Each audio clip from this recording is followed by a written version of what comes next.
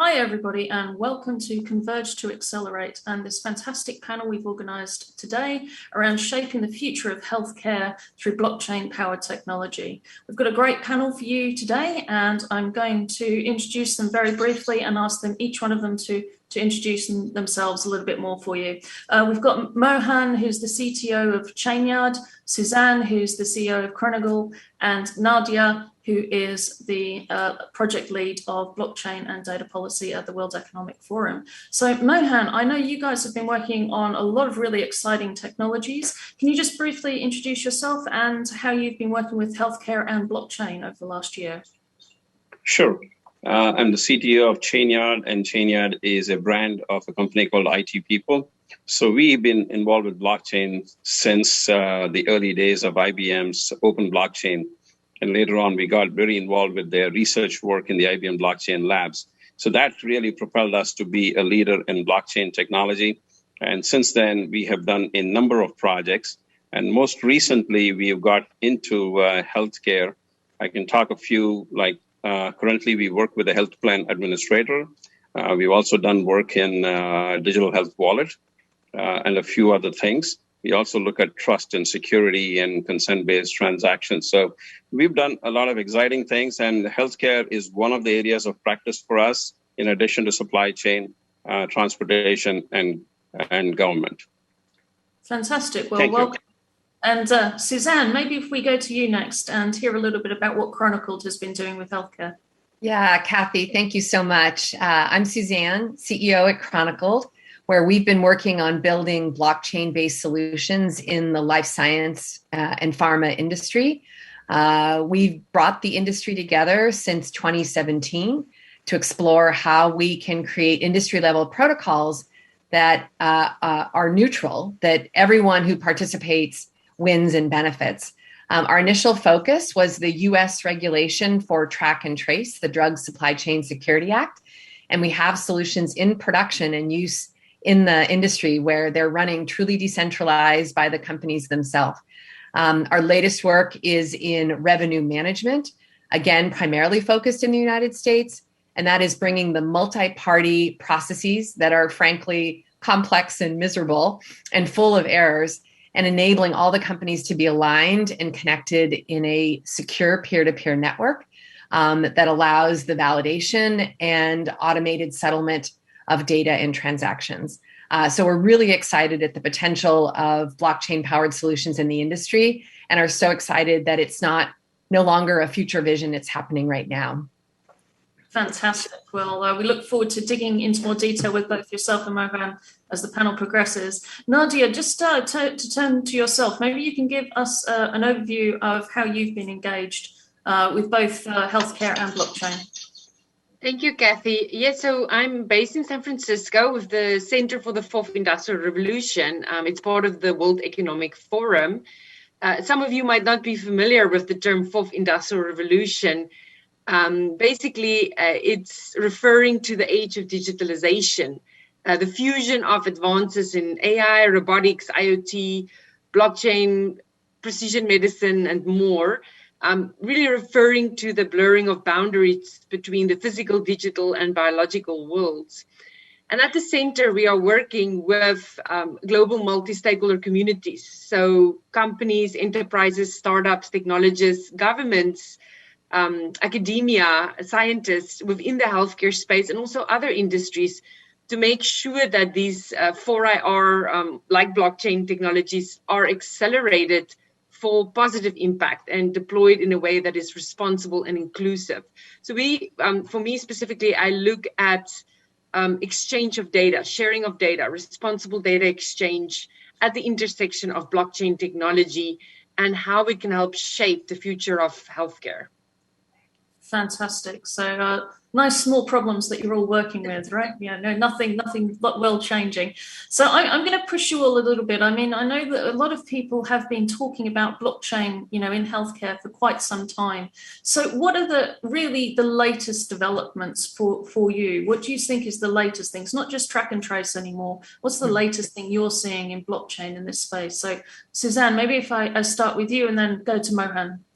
Yeah, I could give a little bit more detail on our revenue management solution. We've been working with the industry for the last 18 months to really understand the requirements, and we're now in production.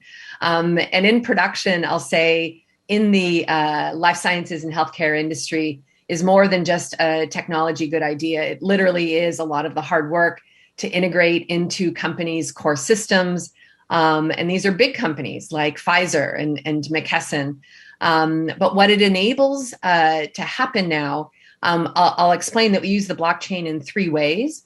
Number one, we put the company's identities on the blockchain. We're still waiting for a, I would say, blockchain-based identity solution that can be connected to automatically.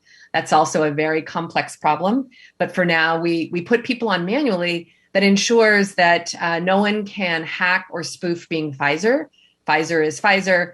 And that way, it actually enables that second level of a solution, which is a secure, direct peer-to-peer communication network.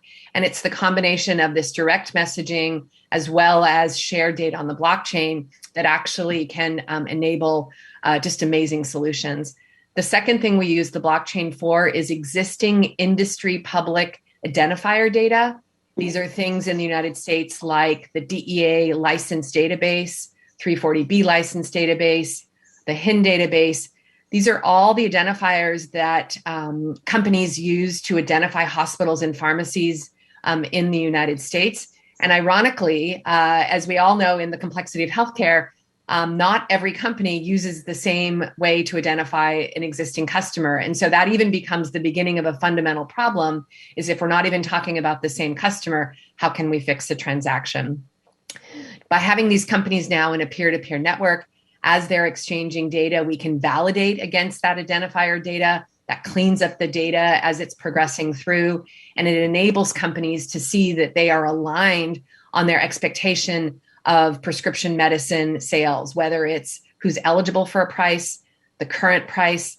And then finally, we use the blockchain to do the actual business rule validation for the payments and settlement of chargebacks. We use zero knowledge proofs because no one wants to put pricing information on a blockchain that's shared with everyone. But by using appropriate cryptographic forms, we can now have this be automated. In today's world, this can take days or weeks for a manufacturer to answer back if they've accepted a chargeback transaction. And now it can be literally settled real time. It's kind of a back office plumbing and infrastructure, but it's actually really vital. And we do think this is part of how we can really improve healthcare by fixing a lot of, frankly, the wasted effort that takes place today in manual processes, dispute management, to really take that efficiency to drive improvement on the other parts of the industry. Yeah, fantastic. And I guess one of the big issues, obviously, in the healthcare industry is these are very large companies. They're, huge amounts of R&D, but they also have massive reputations that they really need to protect. So I'd like to come back to that question to all of you a little bit later around how you create trust with these large companies and how do you get them to build trust in these systems.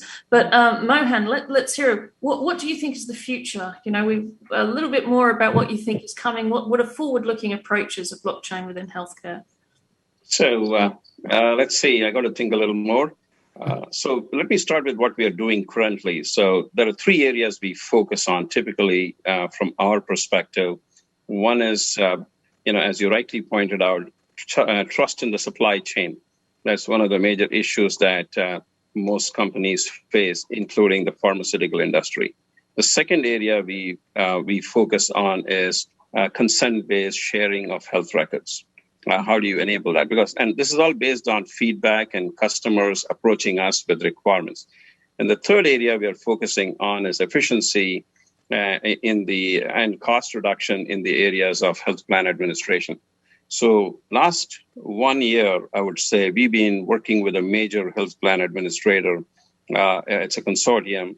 Essentially, the consortium is of pharmacies like Walgreens, and the hospitals and clinics and doctors and health plan administrators so that one can track member benefits, like what is their copay versus what have they actually spent, and what is their benefit limits. So that's been going on for a while, and we see substantial benefits working with this particular major consortium. The second area, and so the future of that we see is more AI-based involvement in the data that we collect, so that we can optimize the business process, also optimize the insurance products that can be offered to members. The second area of consent-based. So a lot of companies from California and other areas have approached us saying, like, one of the major issues is how can a patient securely share their data with service providers like hospitals, clinics, doctors. So we did two initiatives. One was the COVID health. It really started with COVID, the digital personal health wallet. So we applied technologies like digital credentials, DID, digital identity, and verifiable credentials. So the patient is in control of that credential that they have, whether it is an immunization record or whether it's a record of their testing, and they can securely share it through our verifier technology. And the verifier technology can cross-check with the blockchain whether that credential they have on their phone has been tampered or not. So that's one, and we based it on the digital identity standards. The second area is document sharing. So we have a cryptography enabled and mediated, or a smart contract mediated and enabled document sharing. So any health record can be shared with anybody, any of the parties, whether it's a single party, single owner, multi-parties, or multiple owners, like a hospital has got a piece of that versus a single owner. So that is a consent-based document sharing. Again, leverages the blockchain and smart contracts as mediators in this request response. And the last area, COVID, we had a lot of issues with suppliers of PPP and so on and so forth. So Trust Your Supplier came into play along with IBM's Sterling Commerce.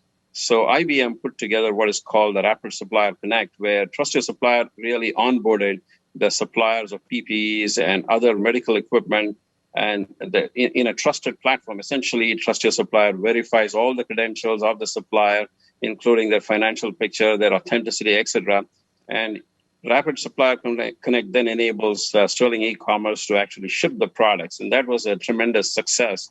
So these are the 3 or 4 areas we've been working on, and we now foresee things like AI and IoT coming into play in the future. Fantastic. And that's a brilliant segue, actually, to ask Nadia to perhaps give us a small intervention on data and how to exchange it, and how is blockchain helping us exchange data, in particular in healthcare scenarios? Yes. So when you ask what is sort of the latest trend, or what do we see new happening within healthcare and in blockchain, previous years it was very use case focused, specific solutions that blockchain is being explored for. And we have seen more and more that technology leaders, really forward-looking healthcare leaders, they are coming at it from the angle of data. They are understanding the enabling ability of blockchain technology to support and accelerate responsible use and exchange of data. And you can see where data ecosystems are overlapping. It's getting away from one specific use case and really saying, how does blockchain help us with the data issues? And with data, it comes down to 3 critical questions. It's who has the right to data? What can you do with that data? And who gets the value from that data, right? How is the risks and rewards allocated? So when Mohan mentioned consent, those type of things, like how can you share data? Who has the right to data? So that's what we've really seen a change, where leaders are looking at that. And of course, COVID-19 pandemic highlighted the inadequacies of the world's approach to data. Nothing new, really. But since then, we've seen an increasing number of governments explore how to exchange data assets for the common good. So they're looking at how can we combine data from personal, commercial, and government sources to help solve critical issues within the healthcare space. And of course, central to that is, how do you do that while still respecting rights and privacy, which is even more so important within the healthcare space, where you're dealing with information that is most sensitive to individuals. So, Cathy, to your question of how does blockchain help, recent advances in blockchain especially when you converge it with other technologies, makes our ability to exchange data responsibly. It makes it possible. It makes it possible to deliver improved outcomes and innovations. It's plausible. And there are solutions being worked on. And one other trend that we're seeing is within that, and this is also still, this is very much government-led as well, I would say, while private sector companies are working on it, but they're even looking at data marketplaces, data exchanges, where you can use data, you can more readily connect data consumers and data producers. You can reuse data over and over again. You can reward those who make their data available. So that's also an interesting trend that we're seeing, is sort of these exchanges, data marketplaces, and the potential of blockchain within that. And we can go into more details, which features of blockchain really enables that if you want to.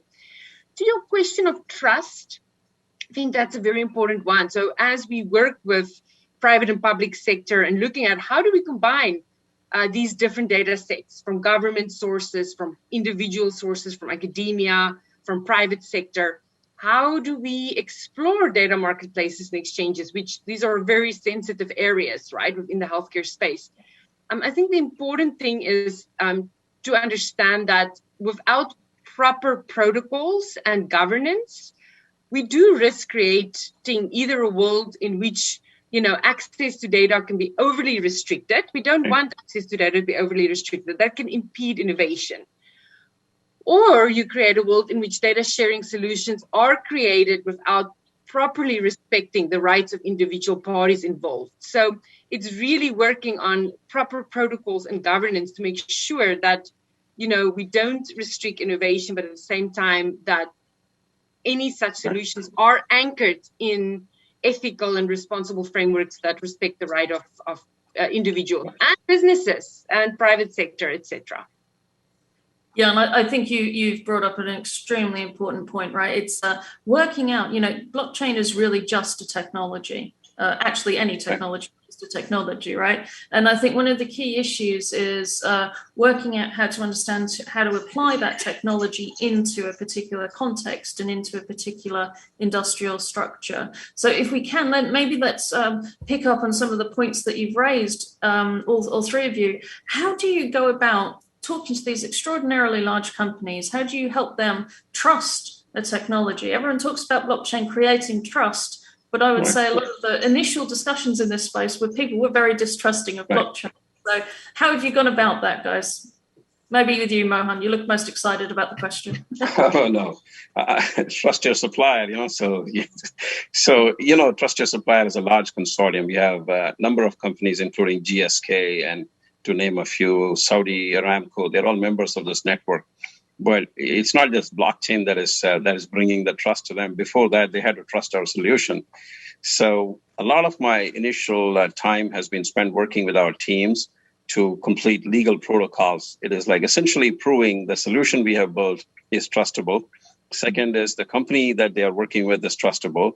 Third is like we fill all these questions that they have internally, because each company is working as though this is an independent solution that works within their enterprise. They don't think it's like a shared space.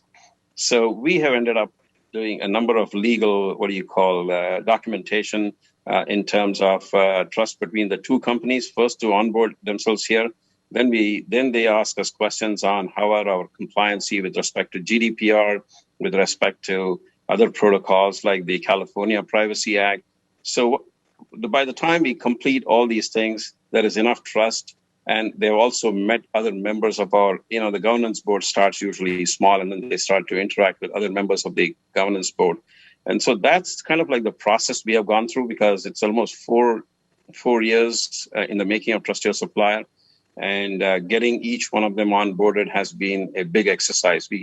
Each questionnaire is about 200, 300 questions, and sometimes a lot of interaction with their legal and other departments, compliance departments. So that's kind of like that is the first part in bringing trust that this blockchain works for them. And then, of course, we give them a sandbox, and then we ask them to play around and then verify it for themselves. So that's how Trust Your Supplier has grown to today. We have more than 20, 30 major companies on the network. Some of them operate nodes. Fantastic. So, yeah. Sorry, Nadia, go for it. Yeah, so, yes, like protocols and governance, and what Mohan was referring to, the legal structure, the governance aspects of that is so important, right? We've seen the last few years that the technology is the easier part. It's the governance, right? Getting these competitors to trust each other, to work with each other, especially since blockchain is the ultimate network technology. You have to work with your neighbors and maybe the guy you don't like. So when we look at how do we use blockchain to unlock data within the healthcare space, whether that is in Japan, we're working with the Japanese government, looking at elderly care. How can blockchain help with elderly care, healthy living for elderly, if you can exchange data? Or looking at rare diseases, exchanging data to help solve rare diseases or others. There is that tension between the public and private sector. You're talking about combining data sets from governments and private sector. That is a very sensitive area you're moving in. So trust is key. And to help with that, the World Economic Forum launched in 2020 what we call the Data for Common Purpose Initiative to collaboratively solve these challenges. And within the Data for Common Purpose Initiative, we have about 9 governments spanning from Latin America, Colombia, through to Norway. They're looking at ocean data, not healthcare, but Japan, UAE, working with Dubai Future Foundation, and other governments together with private sector, together with academia, including startups, technologists, etc. And within the DCPI, the acronym for Data for Common Purpose Initiative, we're looking at if we design such data exchanges for the future, what are the ethical frameworks that needs to be in place? And bringing together this global multi-stakeholder group, making sure that governments are speaking to private sector and vice versa, and getting them to work together is an extremely important part of making sure that we create responsible ways to exchange data assets for the common good in using blockchain and other technologies. We just launched 2 papers a month ago in August from the government of Japan, Japan Center for the Fourth Industrial Revolution, and also India, Center for the Fourth Industrial Revolution in India, together with the state of Telangana, around their visions for data exchanges of the future to sort of shape healthcare space, but not only healthcare, also other industries like mobility, agri, because more and more data is not specific to an industry. Your healthcare data is also your agri data. It's also if you think about the farmer, producing supply chain data for livestock. Healthcare companies want access. Wellness companies want access to that farmer's data to know if it was sustainably sourced, et cetera, et cetera. So we're more and more seeing these different industries and sectors blurring the lines between them as data can be reused over and over again across, whether in financial sectors, insurance companies, agri, healthcare, as we learn how to bring all these sources together. Right.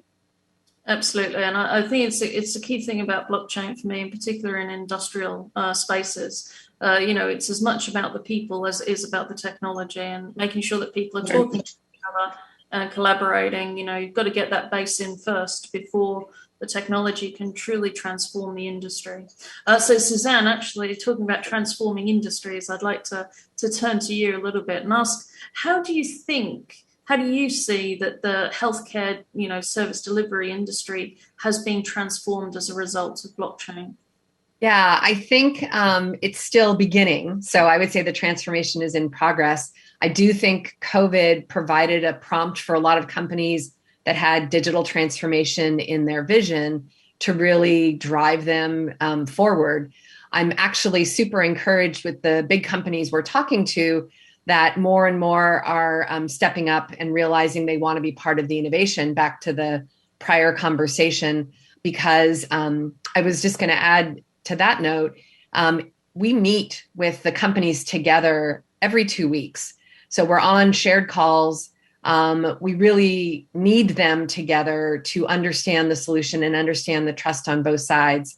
And it takes a lot of time to educate and a lot of time to bring them together. But because they're willing to, I mean, I'll say again from our example, we've integrated into their core systems, right? So literally connecting an ERP system at Pfizer, and as they make changes to some of their contract information, having it show up in a wholesaler's SAP system, a fraction of a second later. That's the end-to-end automation that we're thinking of. And that's the transformation that's beginning. So again, Mohan, I think, said it. If we look at all the inefficiency that's sitting behind the scenes in how we do healthcare, in my mind, number one, we need to figure out ways that can check and validate data so it's clean. So connecting data alone isn't the solution. It needs to be clean data. And once we have clean data, now how do we exchange it real time directly between trading partners with no middleman anymore? And once that starts happening, then I would actually point to what Nadia said. You now have combinations of data sets that are clean, that are hopefully operating in an interoperable way, that now we can combine those data sets for things that people never even thought was possible. And I often use the analogy of looking at my smartphone. No one knew I needed all these things in my phone, but now that data exists that connects us, I can find my teenage son in, less than 10 seconds. Things I never knew could have been possible. I didn't know I wanted, and I can't live without now. So I think the same thing's going to happen in the life sciences healthcare space as this transformation evolves. Right. So I guess the question for me is, does your teenage son want that 10 seconds? Two sides to every coin. You were going to say, were you going to say something? Yeah. No? No? I was thinking trust. Talk about trust being important. Right.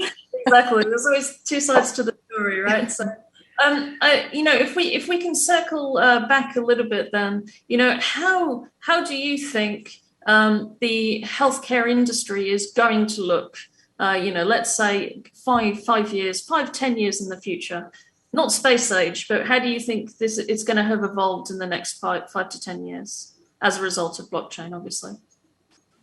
Mohan, maybe start with you. Sure.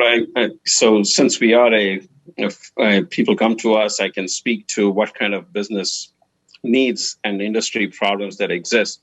So one of the things that early on this year we worked with was a health supplement manufacturing company. So what they felt was there was a lack of trust in the vitamins and other things that they produce.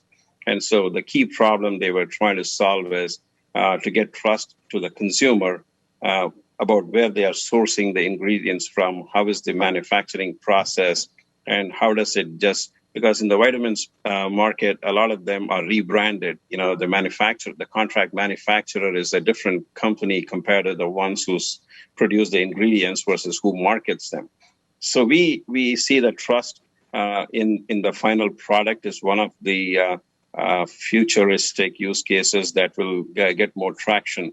In fact, we worked with 2 or 3 companies that are also looking at tagging these products with 3D labels, meaning like there's a 3D droplet that creates a different, that is copy proof, because you cannot create a droplet consistently every time using these optical chemicals, and then they QR code that. So we see that kind of trust coming more in the future, especially on the products that people buy. The second area that we have seen, obviously, is we've been talking to some AI companies, and what they do is they use a lot of the AI technology for telehealth. Like this company does essentially, the eye, what do you call when you go to the optometrist, it automatically measures, collects data, and makes recommendations. But then people have to trust what that AI engine gave. So one of the things that we have seen working with that firm, as well as talking to our partners in IBM, is how do you take that AI logic and have a secure record on the blockchain that this was the logic that was used to process that data, and that this is the outcome, and therefore we are prescribing this to you. So that these are 2 areas that I see will be prevalent in 5 years from now. I mean, at least that's what I can see across the horizon right now.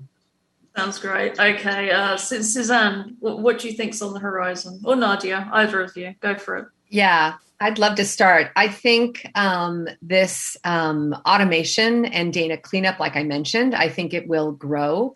I think companies are definitely looking at a lot of the back office and infrastructure processes. So things like inventory visibility, automated inventory management and replenishment, things like automated recall. So to grow confidence in the drugs, I think all of those are in the works and will be very exciting. I'm a little more cautious about data that's connected to patient health records. It's a real beast. And the complexities both across privacy and patient identity make that a harder journey. But there's so many great people tackling it that I think we will have made material progress. But I do think it will rely on collaboration versus competition to really make a material difference. I frankly look at things like COVID vaccine passports that could have been in place that are not, because it's really difficult to get both the collaboration and agreement across parties to accept those solutions. But I think as we see more and more examples, similar to the journey of the internet, right? It started as a big phone book. What do I need this for? Why do I need to make a website? And then it really evolved. And once the data and capabilities existed, once examples show up, it then moves like wildfire, that people then really understand what's possible. And I do think in the next 5 years, we will start that with the infrastructure processes in healthcare, which frankly are super beneficial. Anyone in the United States knows we have lots of pricing problems with prescription medicine. A lot of these things, I think we're going to start seeing pieces chipped away. And I also believe we're working now with companies on use cases that are beneficial for everyone. I think more complex incentivization plans, like Nadia said, some people hold data that they don't want to provide to others. The ability to create those incentive schemes so they're incentivized to share that data will also drive really unique business models that will, I think, also ignite a lot of innovation and creativity.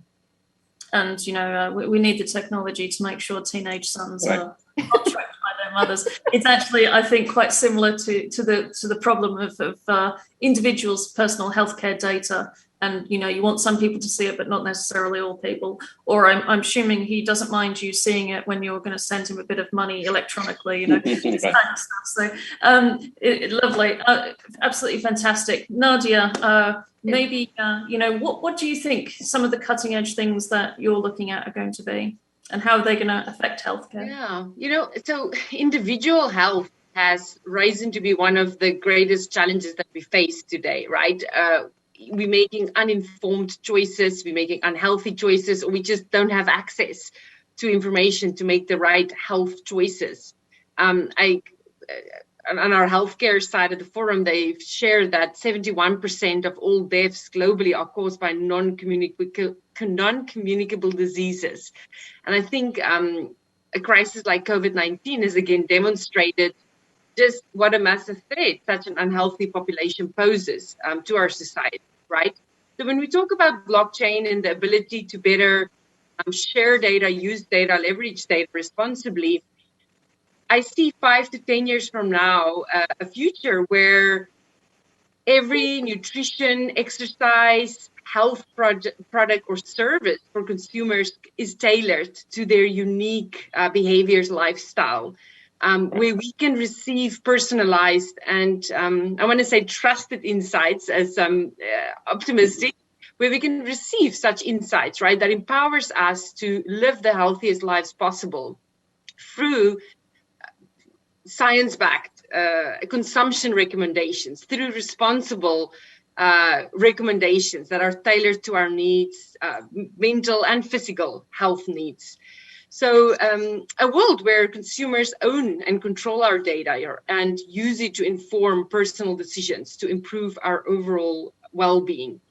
And going back to how blockchain helps with that, I think the incentivization piece is big. How do you reward somebody to share data? How do you share in that value? Not just the rewards, but also the risks. And blockchain there through smart contracts, tokenization, digital rights management is very interesting. So if you think about the role of blockchain in the tech platform layer, right? Valuation of data, consumption of data, compensation models, as Suzanne has mentioned.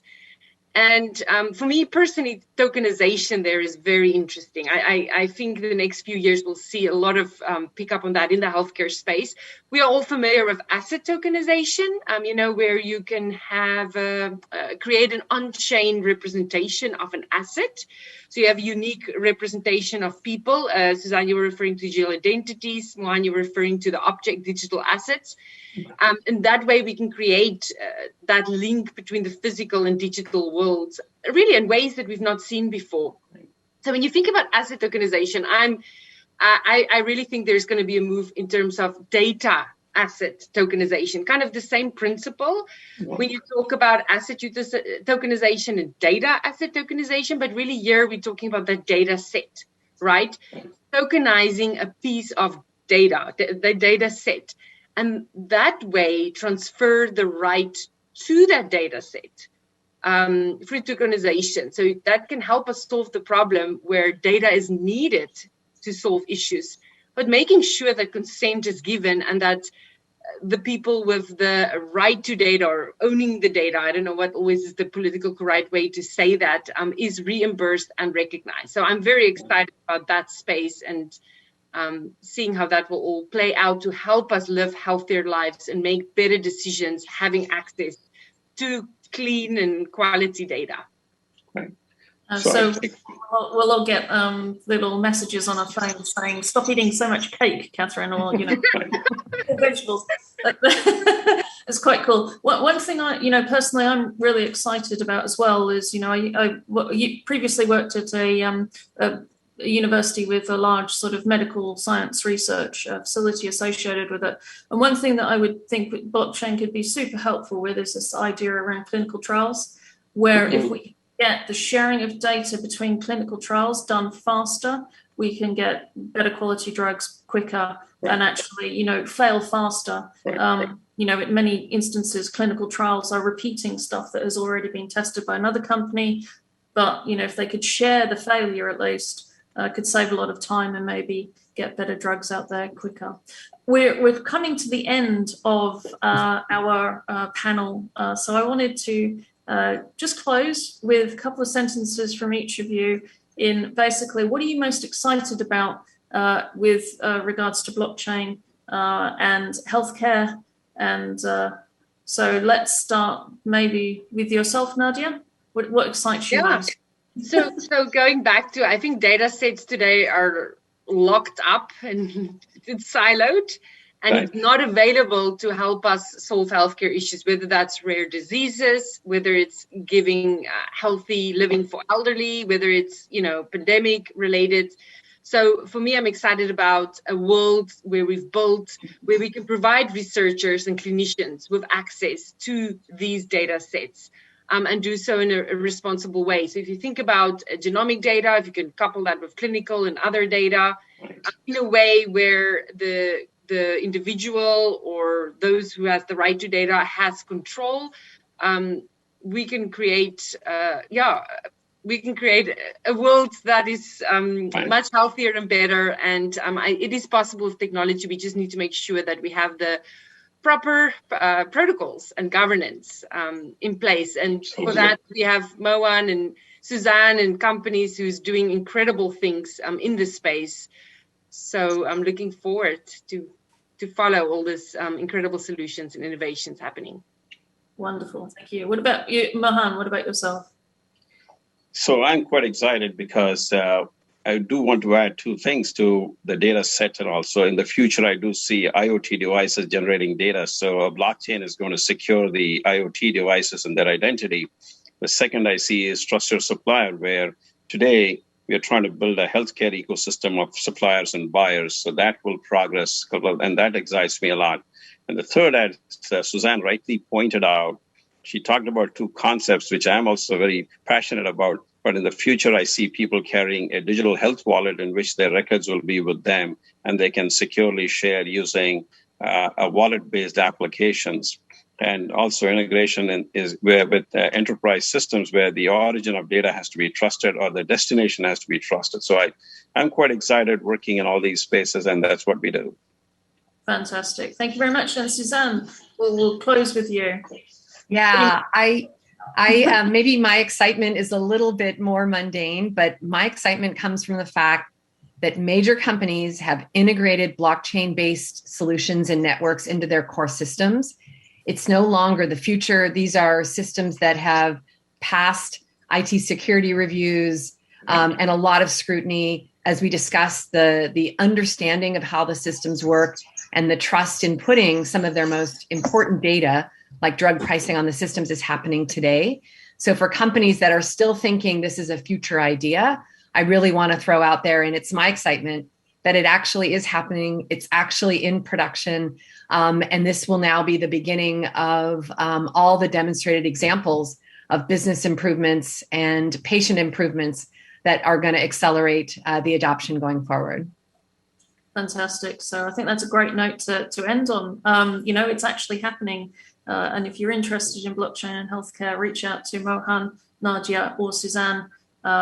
I'm sure their details are available. So I just wanted to say thank you so much for your time, effort, and energy today. And thank you very much. Thank you, Cathy. Thank you. Thank you, Cathy. Thank you all.